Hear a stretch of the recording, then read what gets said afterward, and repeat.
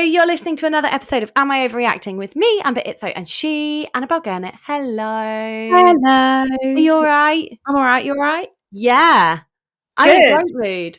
I was Okay. literally, before we started recording, I was like skipping around the house, like just having a little Right. dance to myself.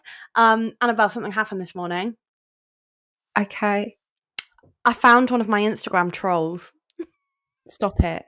I Right, found him because out. we're recording on a Thursday, which means it's your Ask Me Anything day. It Because is. for some reason, you hate yourself on Thursdays and you put up these question The thing is, boxes. right, the trolling kind of stopped. Like I stopped it for a while. I didn't do the Q&A for a few weeks, and then I started again. And I think there were a couple of shitty messages. And then for the last few weeks, it's been fine, bar the odd person that has like said something about my lisp because, oh my God, I have a lisp.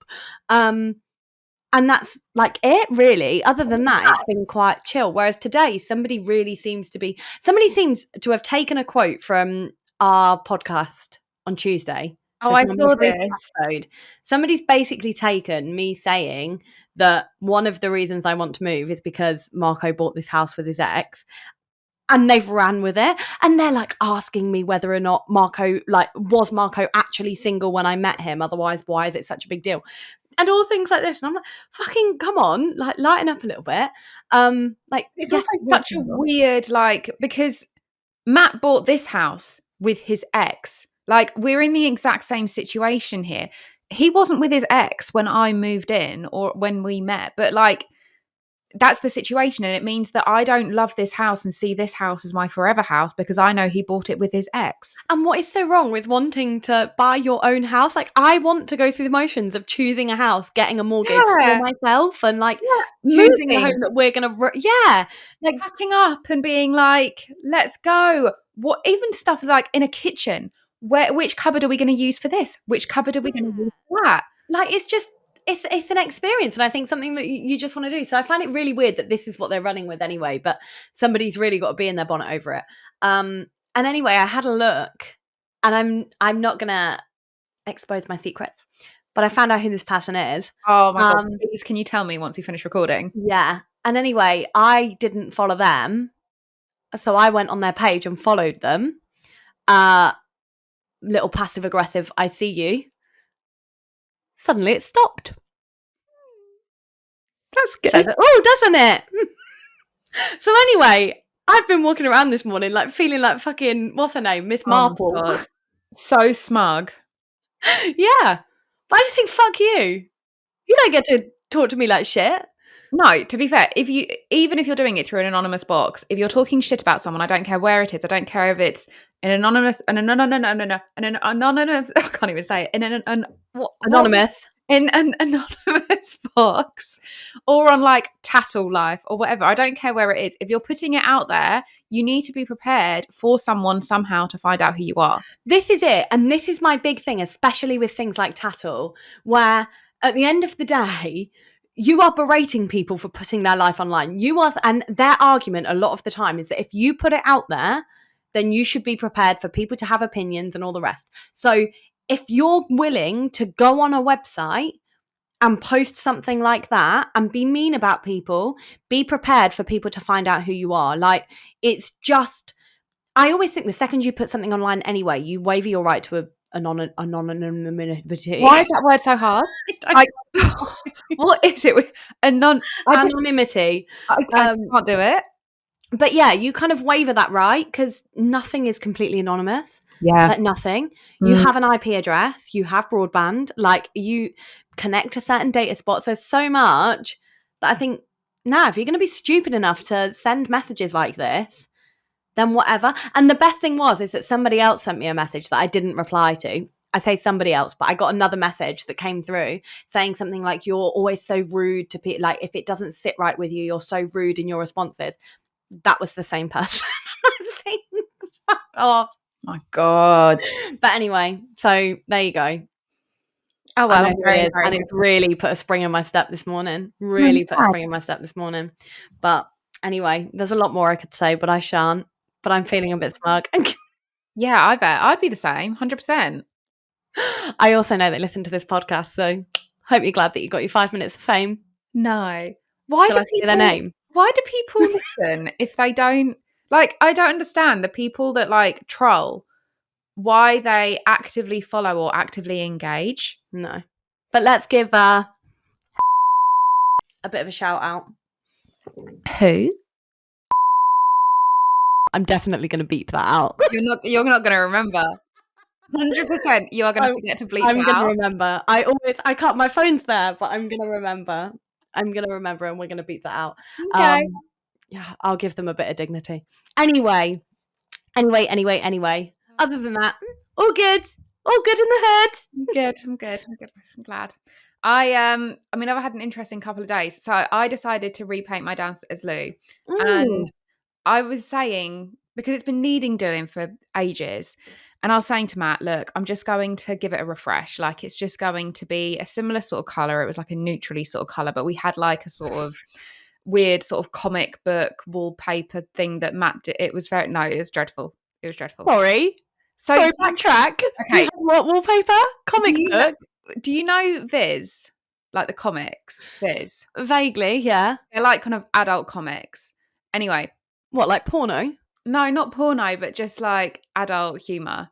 Isn't it weird how somebody says it's like adult and you immediately think porno? Porn.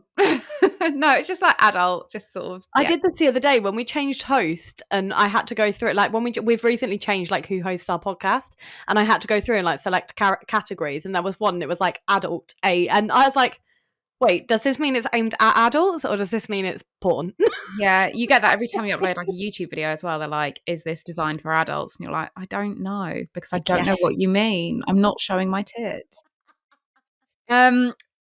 But so he had like loads of old Viz comics. This is when we like very, very first started talking, I think. And so he ripped out loads of the pages and did it as like a wallpaper style. Okay, understood. And to be fair, like when you're on the loo, there were many, many, many hungover, drunk, throwing up in that loo times. And when you're sitting on the floor, it's quite nice to have something to read. And there were just loads of different comic strips. Like, yeah, I suppose you don't need like a little basket of books to read when having a poo. No, you just have it all there. But that wallpaper now is like 10 plus years old. Because Matt, I like how you call it wallpaper. Well, I just don't know what to call it. Like collage? Like what are we in? Like primary school where you do like little like mood boards? Peel and stick. Yeah.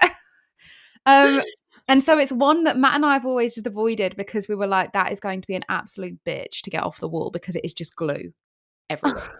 Like he said he was like, when I was doing it, I did think that this is going to be an absolute bitch to get off. But I think he thought we would have moved out of the house, but we haven't. So that's so funny. So I've like repainted the bathroom before, but I've always just left that wall. Anyway, I was like, no, we're getting rid of that fucking wallpaper.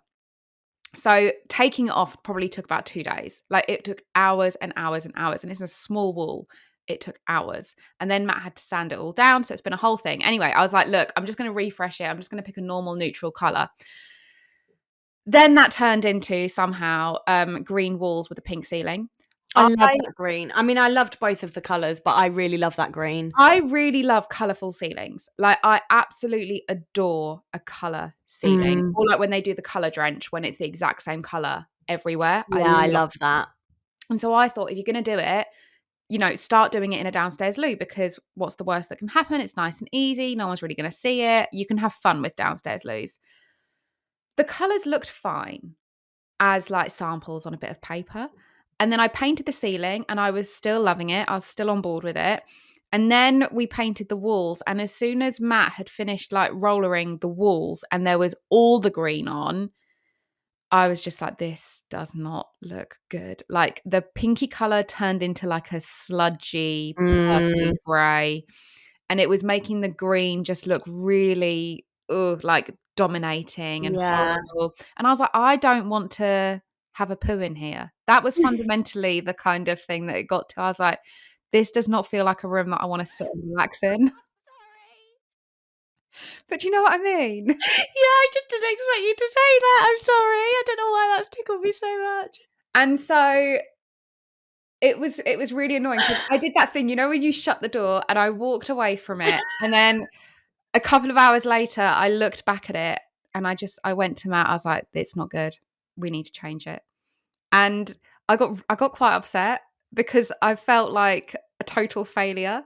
And this is probably a reference to my mental state at the moment. But literally, I was like, Super stable then. this is the worst thing. Oh God. And so then the next day, which was yesterday, I then had to repaint. And even when I was fucking painting the ceiling, the pinky purpley, grey, sludgy colour to begin with, I was like, oh God, I hope I don't need to repaint this because that'll be annoying if I've painted a white ceiling, a colour, go back white. Anyway, sure as fuck, yesterday I had to repaint the sludgy ceiling back to white. But now the green looks really good, but I still just need to finish it off. It now needs like the woodwork and stuff needs doing. Yeah, see, I love a colourful ceiling. It's something that I think, like, there was a house for sale not long ago that I was looking at, and they'd done it all. And it Oh, was like another house that she's looking at. Oh my Another God, I house. know, awful. Poor Marco. Anyway, so I'd looked at this house, and that had done but they had like this deep, like a really deep navy. It was practically black, but it had like the tinges of blue, and I love that. Like whenever my friend sees a house like that, she sends it to me, like, up your street, because I just love the dark, moody There's vibe. a Power and Ball colour called Railings. Oh, I know exactly what you mean. I nearly did the bedroom that colour, but I went with a Valspar one instead. Gorgeous, Like, it gorgeous is colour. so nice. But they'd done it everywhere. And I think the thing is, if it's a room that doesn't have much natural light, and I think in a lot of new builds, you don't have the high ceilings either. I think it can, if there's not enough light, it can make it look overpowering. Yeah, like that's why I've never done the ceiling, because we thought about it when we did the living room, that green, and we were like, oh, maybe we just do the whole of the downstairs, but we just didn't, because there's just not enough natural light in there. Whereas you see it in these houses that are like the old kind of Georgian style, and they have like the big windows, like the big bay windows and all things like that. And I'm like, one day I will get to do this. Whereas right now, if I do that, it literally makes it look like I live in this tiny little cardboard box. So it's not happening. But yeah, I went to the cinema this week. I did. All right. Okay. I'm just getting notifications on my watch that new questions are coming through, and they're coming through at quite a speed that's making me think that I spoke too soon and this troll hasn't disappeared. Oh no, you've just given them a new lease of life. Oh no. And now that they've seen that you're following them, they're like, bring it on. Fourth one. Oh God. Right. Okay. Maybe they're all probably from the same person. I know. I can't even check because I'm filming on my phone. I'm just going to sit with anxiety now. Anyway, yeah. So I went to the cinema on Monday, which was fun. I haven't been to the cinema in a really long time. It's so expensive. Oh, sorry, my phone's ringing. No, that's okay. It's so expensive. Matt and I went to see Deadpool versus Wolverine, or whatever it's called, and didn't realise that we'd accidentally booked for a 3D one. So then we bought the tickets, and then they were like, have you brought your 3D glasses? I was like, what do you mean, have I brought my 3D glasses? Like, who the fuck has 3D glasses, like their own personal stash of 3D glasses sitting at home? Who do you think I am? That's so Obviously, funny. I didn't say that. I was just like, no, is it a 3D one? She was like, yeah. So you're going to need to buy some 3D glasses. Oh, fuck. Yeah, you then have to pay for the privilege on top of that. Yeah, I mean, to be fair, it was like £1.50. But I'd already spent like, however much, like 13, 14 quid on the ticket. That's it. Like, we went, and I think I felt really bad because I went with two of my friends, and me and one of them have an insider card and the other one doesn't. So, because we go to the showcase, and it was, my ticket was £7.50.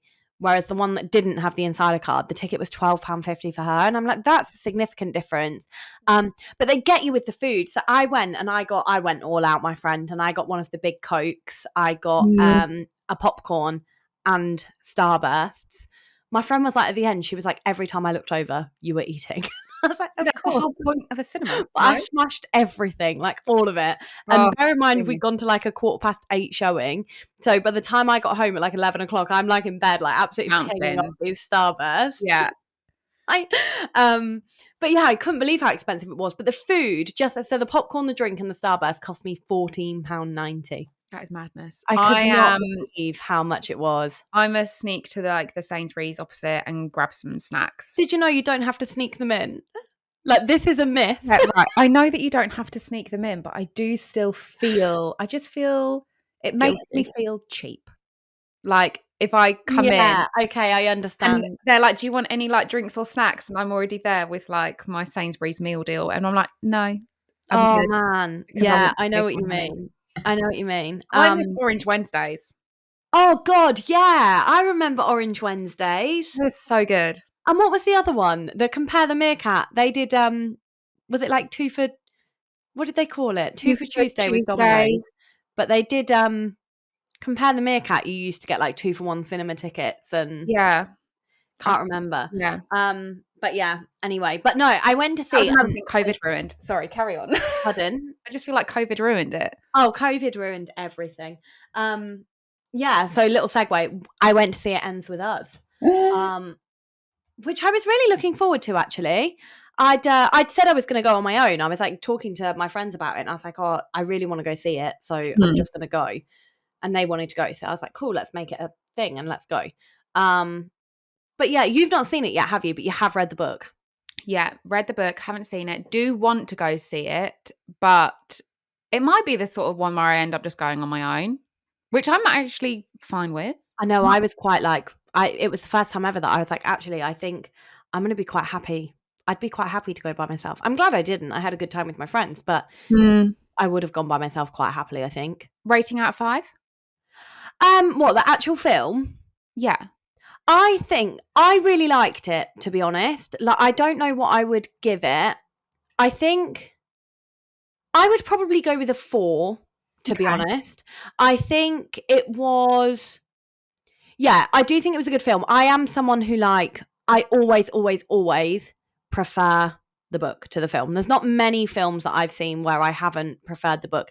And I think that's because you do get, obviously, you get more detail, you get more, like, it's the little things for me, like the description of where the freckles are on his back and all things like that. Like, I think you just get the backstory of each character that little bit more. Literally, in terms of the freckles on his back, you get the backstory. Well, but you know what I mean? I think you kind of get to You get know more depth. yeah, you get more depth in each of the characters rather than just the main ones. Whereas I think with a film, it's harder to portray that. And yeah, I just always prefer a book.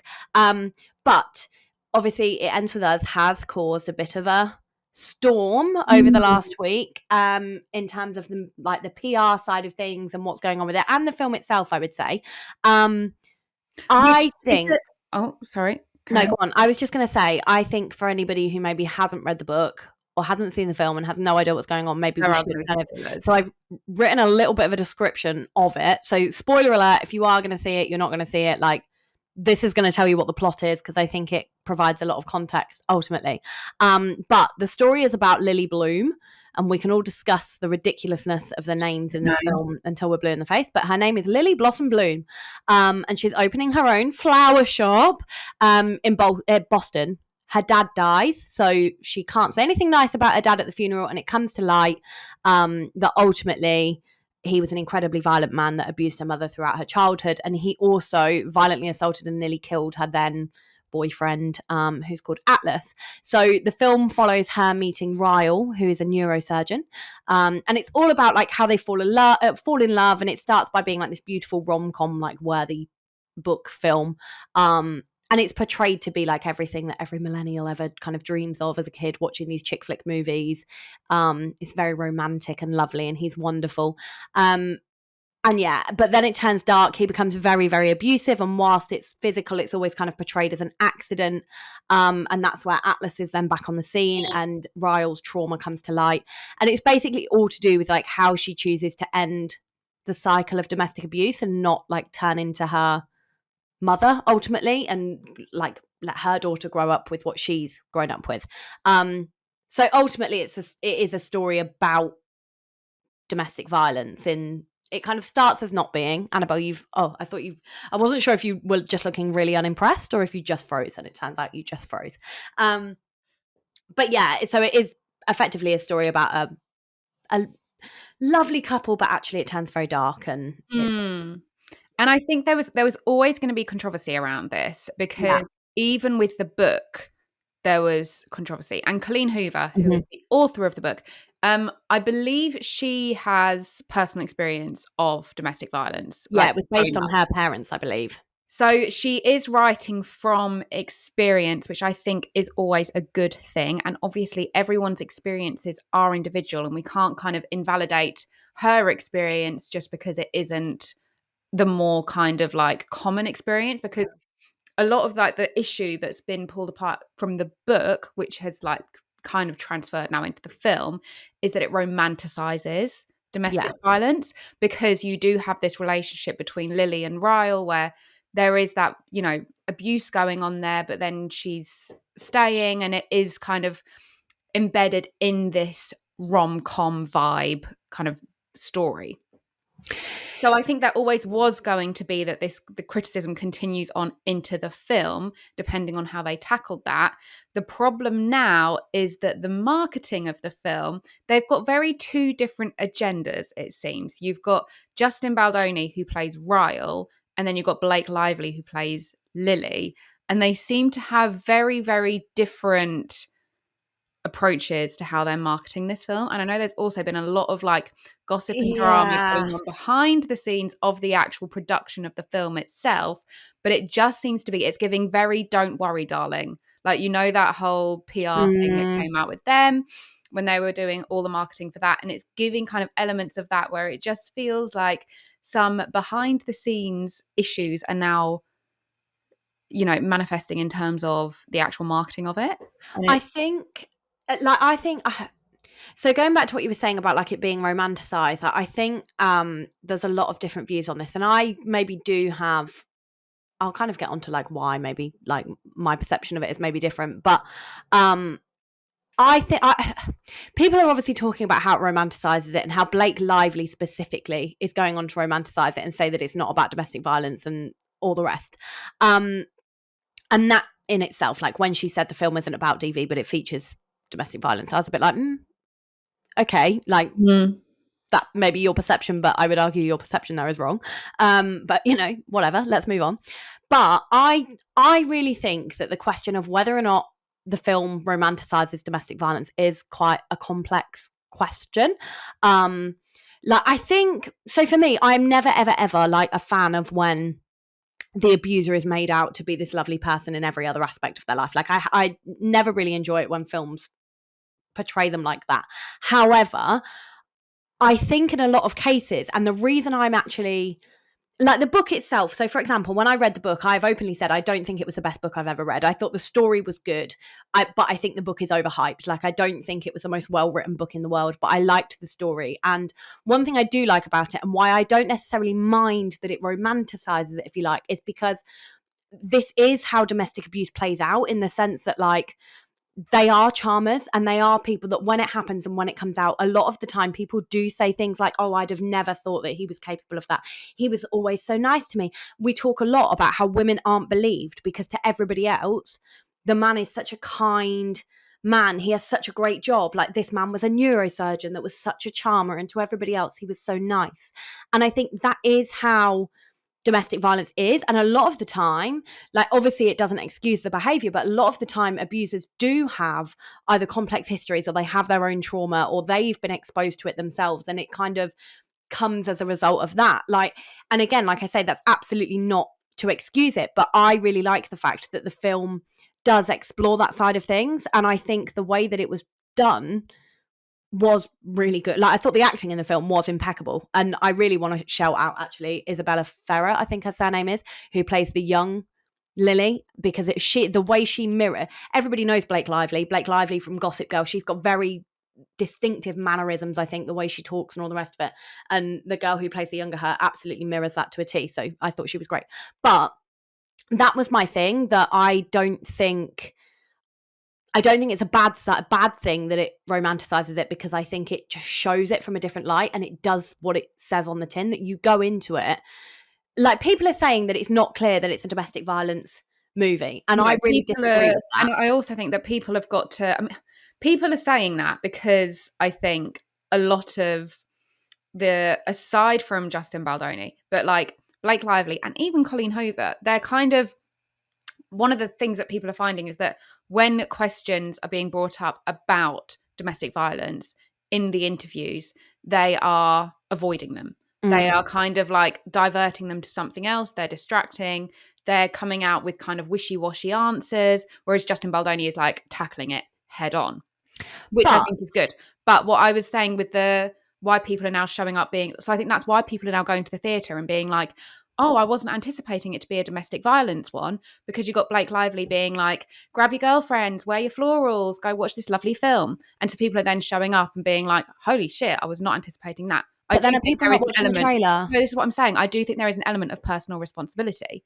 So Cool, yeah. I can see where the confusion is coming from. I also see that, there is an element of personal responsibility. I don't think I would go to the cinema and watch a film that I haven't watched the trailer of, like, personally. No, I me would neither. do like an element of Googling.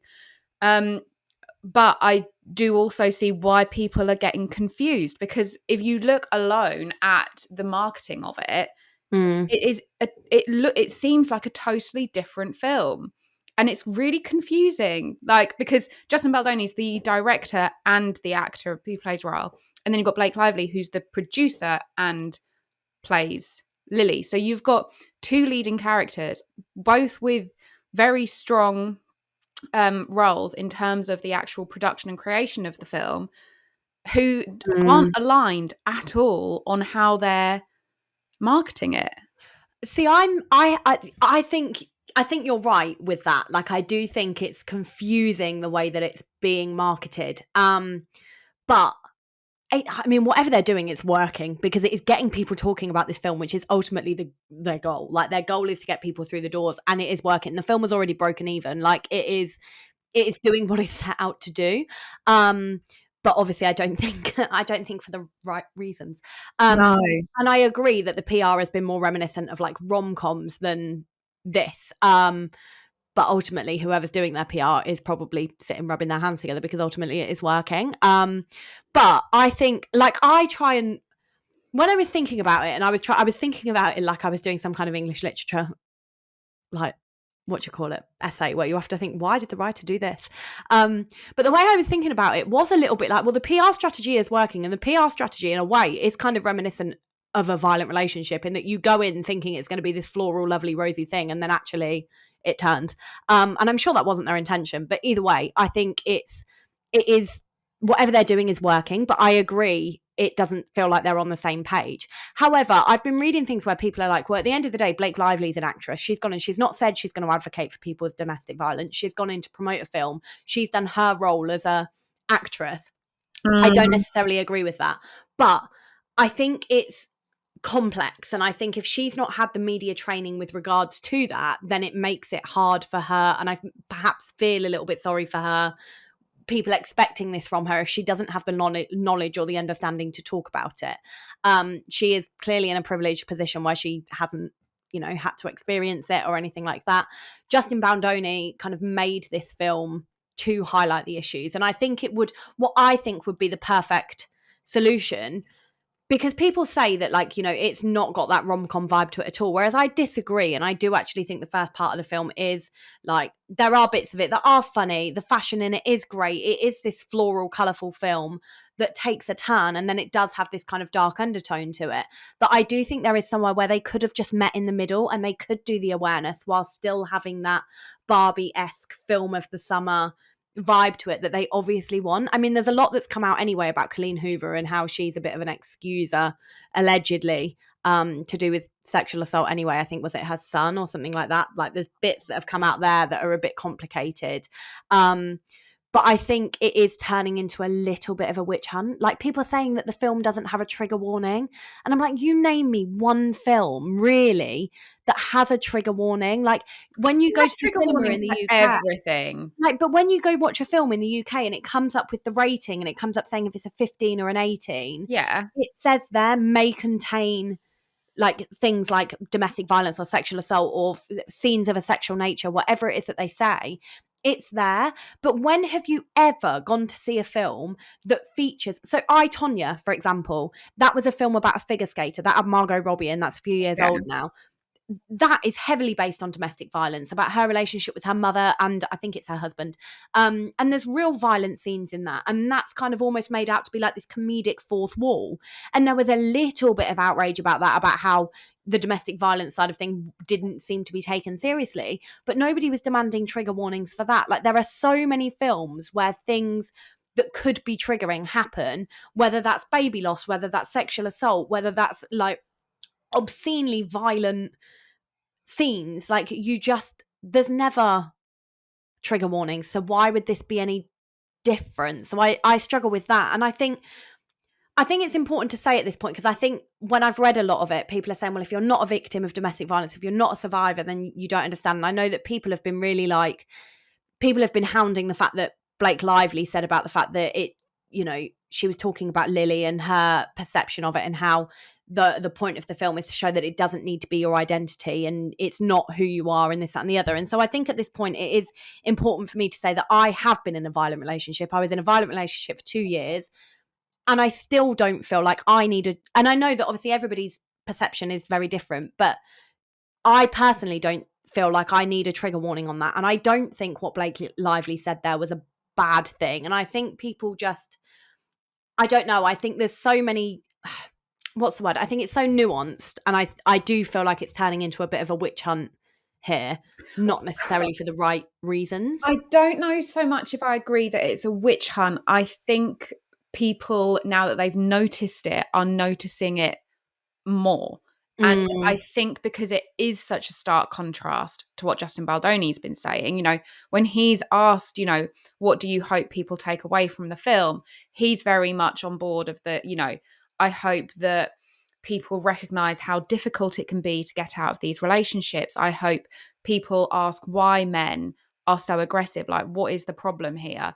And then you've got Blake in a very stark contrast, who's much more like, oh, well, I hope you have a really fun evening. And it's that kind of, it's the stark difference there. And I think going back to when you said that, maybe she's not had media training and she's obviously not had experience of this. And I do think when you take on a role like this, you're going to then have to do loads and loads of press junkets about it. And I think it's very important for you to educate yourself about the character, because Justin Baldoni got on, because it was his production company that produced the film as well. And he brought on a non-profit organization for domestic violence to help advise on the film. So you would think that they've had, exposure to people who are, working in that space to hopefully give them the guidance.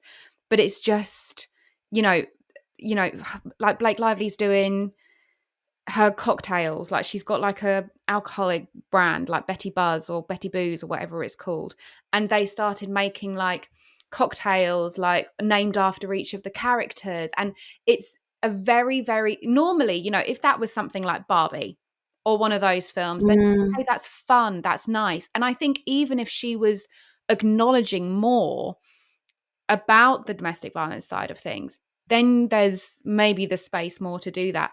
But it's because it doesn't feel balanced, and it feels awkward. And there was an interview that came out, I think it was yesterday, did it happen? And the guy was asking her, there are obviously going to be a lot of people who watch this film who then resonate with the character of Lily. If they see you, if they want to tell you like their story, if they want to share their experience because what you've created has resonated with them, how's best for them to do that, to communicate that with you? And she kind of was like, oh, what, do you want me to start sharing my location with them? Start sharing my phone number with people? What do you want? Do you want this? Do you want that? And she made a joke out of it. Whereas this guy was trying to ask a very genuine question, of which I think is very fair. Like, you create something which is about a deeply emotive topic. Yeah. It's designed to resonate with people. Ultimately, that's what you want it to do.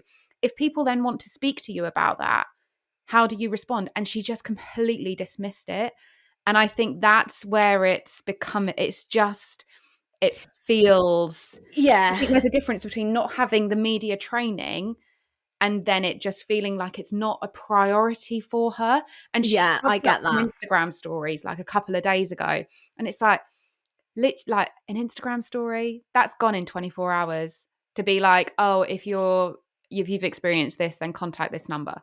And I think a lot has to be said though for the PR team that's behind it, because the film will have a PR team, and the film, they will have come up with a strategy to sell this.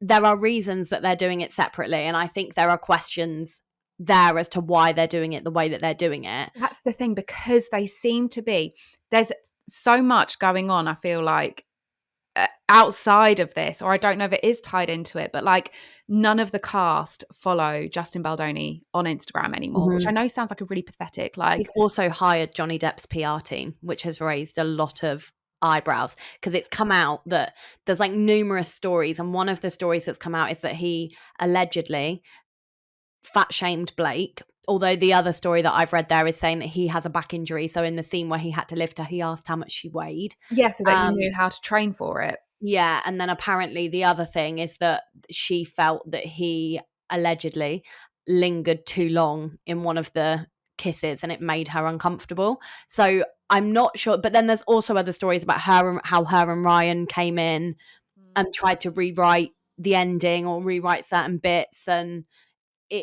there was a little bit of a power struggle. He's obviously now said that with the next film, I'm pretty sure he didn't have the rights to the next film, but he had like the right to first pick, basically. Yeah. So if he wanted to do it, he had the right to do it. And he's basically said Blake's ready to direct. So it sounds like he's gone, I'm done. I'm out. Yeah. Like, which does make me wonder, like, I mean, the cynic in me is then like, okay, well, if there are these reports, because I've read those too about him, you know, being unprofessional and borderline abusive on set. If he was aware of those, is he then kind of making sure that he goes in all guns blazing on the domestic violence? Like, you know, he's got a link in his Instagram bio to a domestic violence charity. This is the cynic in me. Is this him protecting his brand? Like, is there something that he's like, what if this comes out about me? Okay, let me make sure that I'm setting myself up in the best possible light right now. Because everyone else, I know that, you know, I've made it clear I don't agree with how Blake Lively is doing this. Like, I think she is brilliant. I really, really like her. But her reaction to this has just made me feel a bit disappointed. But I do also wonder, like, it's not just her that's doing this. Like I say, you know, Colleen Hoover is also not being very open about it. So is Blake following a wider PR strategy and marketing strategy, and has Justin Baldoni been the one that's gone off piste here rather than Blake Lively going off piste? It's a really, like, I think it's really tricky. I mean, I think like I don't I don't know. I think it's really complex, and I think the issue isn't black or white, and I think there are perks to doing it the way that Blake's doing it, but then I also think, like, you know, correctly, that there should be, it is a film about domestic violence, and I don't see how Blake Lively can say that it's anything else. Like, that comment blew my mind. Like, I feel like I've been very empathetic towards her, and I feel like I have been very not on her side, but I think I have felt like it's been a bit too heavy. Like, I saw one of the things like saying that she's entering her J-Lo era, and I feel like J-Lo's come down has been massive, and I think I feel for her if that is the case, like if people are really switching on her that hard. And that's why I said about it being a witch hunt, because I think it's almost borderline. It feels like she's on the verge of being cancelled. Like, and I think her and Ryan as a duo, I don't think deserve that for this. I feel like it feels like it's really over the top. But at the same time, I find it really interesting that people have issues with this, and yet the actual, like the ending, for example. So spoiler alert here, Annabelle's read the book, so I'm not going to spoil it for her in terms of the film. If you've read the book, you'll know how it ends. But for me, one of my biggest things with the whole thing has been the way that it ends. And like I say, I see why it's been so romanticized and things like that. Like, I really, really get that side of it. And I love that in the book she walks away. But the book doesn't end at the point. So in the film, this is a spoiler alert, so I'm very sorry. But in the film, it ends when she does the speech to basically say it ends with us. Like, we are ending this cycle of abuse here. Like, this is not continuing. If this was your daughter saying to you, I love this man with all my heart, but he hurts me, what would you tell her to do? And that's kind of where it ends. But in the book, it doesn't end there. In the book, there's kind of like a little bit more where they continue to raise the child, like separately but together. So it shows that actually they have a really amicable, if anything friendly relationship, where they've continued to raise this child. So the powerful speech, as much as I say that it's a spoiler, that's, you see it in the trailer, but that's what romanticizes it for me, and that's the problem that I have with the entire thing being about domestic violence, because that bit is like, it makes my skin crawl. Like, I can't explain, like, he's an abuser and nothing happens. He gets to co-parent his child, like, very, in a seemingly a very friendly relationship. He gets to continue with his high-flying neurosurgeon job. Maybe he decides to go to therapy, maybe he never does it again, who knows, but that's not realistic. And what I hate is that in both the film and the book, it makes me feel sorry for him. Like, it really makes me feel sorry for him. And it made me feel like his trauma was an excuse for the way that he behaved. And that it made me feel glad that she walked away, but it also made me feel sorry for for him. And actually, why didn't she forgive him? He might have changed. He might have changed if she stayed with him. Like, But I do you think she think was that enough. The daughter was enough. do you think that was an intentional thing? Like when Colleen Hoover wrote the book, was to make it feel that way so that people, to invoke that kind of feeling from readers, to get that kind of perspective of, oh God, here I am, like feeling sorry for an abuser, and I'm almost forgetting that he is an abuser, because I felt that way and I had to keep on kind of reminding myself when I was reading it, this is an abuser. I know that he seems sweet and lovely and I kind of want them to make it work, but he's an abuser.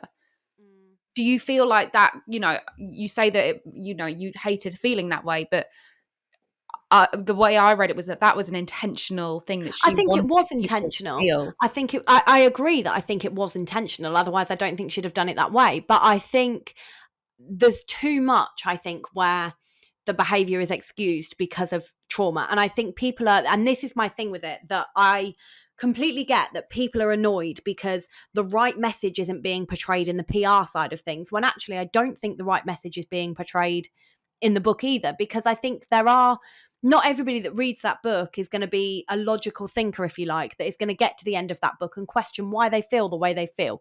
They're going to finish that book and think, actually, I felt quite sorry for him. He had quite a fucked up life. And I think that doesn't go, in my opinion, very far in changing people's perspective of abusers as a whole. We already don't believe people far too much. We already excuse behaviors. We already excused abusers and so on and so forth, that I don't feel like it really, I don't feel like the film although it does a job of showing the subtle abuse and the subtle ways that they do it, and the fact that it is framed as an accident every time, and this, that, and the other, and the film did a very good job of making it look like an accident each time, that I think, to me, that's the bit that romanticizes it. And I don't think that does the job of showing that, like, it just shows her to be this strong, powerful woman that walks away, but then there's no consequences whatsoever. And I think that's where, like I say, for me, as someone who's been there, it's very easy to make excuses for the person that's doing it. And I think that's what makes me cross, because I did the same. And he had a hard life, and he had his own shit that he was dealing with. So it's not his fault, when it is their fucking fault. And it is their fault that they don't deal with that trauma and that they take that trauma out on you. And so that's where, for me, the anger needs to lie, or where I think the problem with the entire franchise really is, rather than the way that it's been marketed. I think, I completely get why people are annoyed at how it's being marketed, but I also think it's getting people through the door. And if we're arguing that it raises awareness and that it shows the subtle ways in that people do it, then get them through the door. And it's the same, like I said earlier, like in a roundabout way, it's the same as a relationship. You go into it thinking it's going to be all floral and lovely, and actually there's a darker undertone to it. I don't think it's a horrific thing. Should there be more awareness about it? Should Blake Lively be talking about it more? Yes, 100%. Do I think it's as big a issue as it's being made out to be that she's not? No, because people are still talking about it, and people are talking about it because she's not.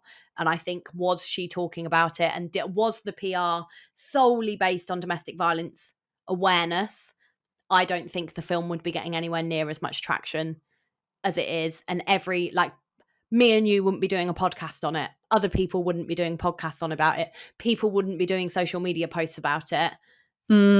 That maybe it is the strategy. Maybe the strategy is to piss people off so that they're talking about it. I mean, I feel sorry for Blake if it is the strategy, because she's going to have to do Yeah. a lot of personal rebranding after this, because I think that's the thing. She's always been, I mean, this is my, like, I've always seen her as a very, I mean, what's the thing that she keeps, that one of her friends said that she now keeps saying? A crown fixer, crown straightener. Oh, okay, yeah. Like, Like, yeah, I she get that. always, she straightens everyone's crowns around her. And I think that's where perhaps where people feel kind of let down, is that they don't feel necessarily like she's now speaking out about something and utilizing her platform in the best way. A lot of her conversations and interviews are about the clothes that she's wearing in the film and the jewelry and all the rest of it. And it's like, you have an opportunity here to speak about something really good, and you're not necessarily doing it. And I think it's very disappointing. But I fucking love the drama. Oh, I know, definitely. But I like I say, love it. there's no such press as bad press. And this is the thing, for the film, it's doing the job. And I'm sure that I am probably in the minority in the way that I view it. And like I say, I do completely get it and think that they should be talking about it more and she should be talking about it more. But I don't necessarily think it needs to be I think meeting in the middle, as I said earlier, would have been the better thing to do. Yeah. I think the thing that I find most intriguing is that by the marketing standards and the sort of TikTok commentary standards, Justin Baldoni is doing all the right stuff. But obviously, there is something underlying, because none of the cast are happy with him. Everyone's avoiding questions about him. Everyone is distancing themselves from him. So it's like, what is it that we don't know? Yeah. Because there's got to be something for there to be. There's no smoke without fire. And he might be saying all the right stuff in the press, but there is obviously something that we don't know. I know, it's interesting, to be continued. But it is a great film, and I do recommend people going to watch it. Like I say, the bit that I have an issue with was in the book, not in the film, really. So yeah, I thought it was great, and I'm probably going to go see it again, to be honest, because I really did enjoy it. But and I do actually think your florals. one thing I do actually find really interesting, and I will just add, is that people are saying that obviously, like Blake Lively has been describing it as this like fun rom-com, this girly like love story. And it does really start that way. Like I was saying to my friend when we were watching it, for the first half, like it's a long film. And for the first half of the film, everybody's giggling, you're getting all like swept into the romance. And it really does have that girly rom-com floral vibe to it. So that's why I'm not anti them promoting it that way, because it does have that. And then and you feel the whole mood of the cinema just shift, and it just suddenly becomes a bit more somber, and you're a bit more aware of what's going on. And I love the way they do that, and that's why I think I'm not that mad about the way that it's been marketed, because I do think I did that. I went as a girls' evening, mum's night off kind of film, and it had that vibe. It did have that vibe to it. It was done very, very well. What's it called? Like Love Bomb? Like, yeah, and it was really like that. Like you're there and you're really swept into it, and you think, oh, this is amazing. This is the type of relationship I want. And then things start to happen, and and like I say, you feel the mood shift, and by the end you're in tears. And I think it's so powerfully done, but it does have that, and I like it. I like the fact that it's not this serious film about domestic violence, and that you go in and you think this is going to be a really sad film. You're not walking in like you walk in to see Marley and Me kind of thing. Like you're probably going to be a bit upset, but you go in and it does feel like a chick flick. And I think they've done it in a really unique way that actually I don't think it's horrific. And so, yeah, I don't know, but that's just my take. And I think I'd still recommend that people go see it and make their own minds up. But yeah, PR's PR at the end of the day. Should we do an Am I Overreacting? Yeah, why not? Are we overreacting? Yeah. Am I overreacting? Because I don't like what Blake Lively is saying. Right. Am I overreacting? Here we go. I'm having my first baby solo via IVF, and my sister has planned to go away around the time I give birth. We are a small family, and I need all the help I can get. Am I overreacting by feeling a little bit let down by her now that she's going away and won't be on hand to help? tricky, isn't it? It is tricky I wonder how long because she's going away for. yeah, so my thing here is you do have a right to be annoyed but I think it depends on when she gets back. I think that's the big thing. Like, is she going away the 2 weeks before you're due, or is she going away, the 2 weeks after you're due? Like, when is she gone? When is she coming back? When you say you could do with the help, like, with all due respect, that help the need to have that help doesn't disappear 2 weeks after you've given birth. Like, you need that help for the first 12 months at least. So I think her being there for the first, like, not being there for the first 10 days isn't really the be all and end all. If anything, you need that time to settle in, and like, your hormones are going to be all over the place. It is going to be a very new, different time. It is a wonderful time, but also a highly confusing and difficult time all at once. It's, you're in this bubble that's a very hormonal bubble. That's what I'll say. That actually, like, you don't know how you're going to feel. You don't know if you're going to want loads of visitors, or if you're not. Like, it's really complex. And I don't think her not being there for the first few days is the be all and end all, but I too would feel upset. Yeah, I feel like it's Especially doing it on your own. yeah, and you feel like you're not a priority, probably at a time where you want to feel like someone's priority. Um, However, it's also kind of, well, it's not your sister's responsibility. Like, if she wants to go on holiday, she is well within her right to go on holiday. Like, I'm saying that as someone who, if my sister turned around and said, I'm going on holiday, like, on your due date, I'll be like, oh, fuck you then. Off you fuck. But I think also you need to remember, like, you don't know as well, like, I don't know your sister's situation, but, like, was she limited with the days that she could go away? The dates, was this just a dates that worked out best for her and whoever she might be going with? What is the situation there? But I think, yeah, I agree with you, Amber. Like, it really depends kind of when, in terms of around the due date she's going, but also it doesn't mean that she's not going to be there. Like, she's going to come back from the holiday and she's probably going to be absolutely overjoyed and excited and can't wait to meet her niece or nephew or whatever. And she's That's going to have it. plenty of time to bond And with is that. she your only support? Like, if she's your only support and you don't have anyone else around you, Mm. then I get it a bit more. But in the same breath, it's like, some people, their family live like hours away and aren't necessarily, you need their support, but they're not going to be there within the first few days that the baby's born. Like, it's going to be different. And I think it's difficult because, as you said, like, it's hard when you know that you're not someone's priority, and that obviously her priority here is going on holiday, but also how long do you, like, what's the rule here? Like, how long are you that person's priority for? Is she not allowed to go the month before and the month after you give birth?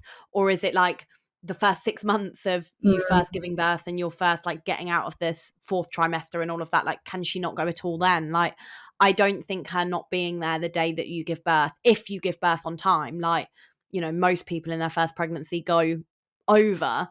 So is it that she gets back a few days after your due date, or is it that she's gone for like a month Mm. over the due date and the final 2 weeks? So I don't really I completely understand why you're upset. I would be upset too, but in the same breath, I feel like it's all context here, and I think it's tricky, but Yeah, I think it's a sort of thing where it's like, you're allowed to feel your feelings. I would probably feel similar feelings, but I also don't think you can be annoyed at her. no, at most it's like, I'm a little bit disappointed that you're gonna be away Yeah, when I give birth, but, but I think it's something you just kind of it's need your to right that it's move your on right to do from. that. Yeah, Yeah, like, she is allowed to do that. She's made the decision to do that. If she misses a week or whatever of your child's life, then that's on her, isn't it? That's mm. her decision that she's made, and you've, got a lifetime to make up for it. If you have other support, then I don't think you should be mad at her, really. No, and I think you are going to want her. You are going to need her. So maybe let this one Yeah, just let it slide, let it just fall off your back and be like, okay, fine, whatever. exactly. I think, yeah, you're gonna need her to make you food and hold your hand and shower you and all the rest. Obviously, it depends on the birthday. Now, if I give birth, my sister, what do I need her for? I can't imagine her doing any of those things. Maybe she'd make some cakes. Yeah, there you go. As long as she feeds her. I reckon she'd bring over a bottle of vodka or something. Yeah, get her to come round, feed you, do a bit of hoovering. That would be her baby warming present, would be like, I've brought vodka. Yeah. I think, looking back, I think the things that I needed were yes, food, somebody to run the hoover around, and somebody to walk the dog. They're what I needed. Well, now you've got your hoover, so... Exactly, I don't even need that now. No. I just need somebody to walk Bruce. Mm. And somebody to...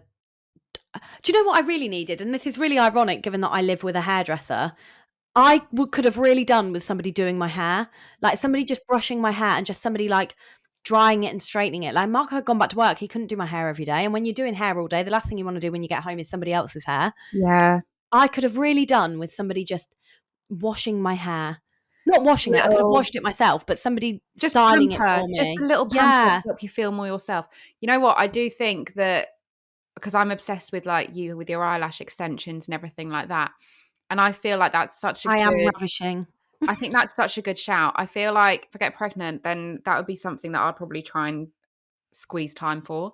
Because I'm the sort of person that I'm like, I like to, if I don't feel like I look okay, then that really affects how I feel inside. Absolutely, me too. Absolutely, me too. I think the reason I started getting them, actually, I had them a while ago anyway. But one of the reasons I started getting them done again was because my friend who had a child literally like 2 weeks after me, she gets them done all the time. And she continued with that after she had her baby. And she was able to find the time to go and had that bit more support, I would say, in those early days in terms of that childcare. But she was getting hers, and I just used to think she looked great all the time. And I was like, how have you just pushed a child out of your vagina and you look that great? And then I realized that she had extensions on and it wasn't makeup. And I was like, oh my God, I need to start doing that. It's high maintenance to be low maintenance, is my saying.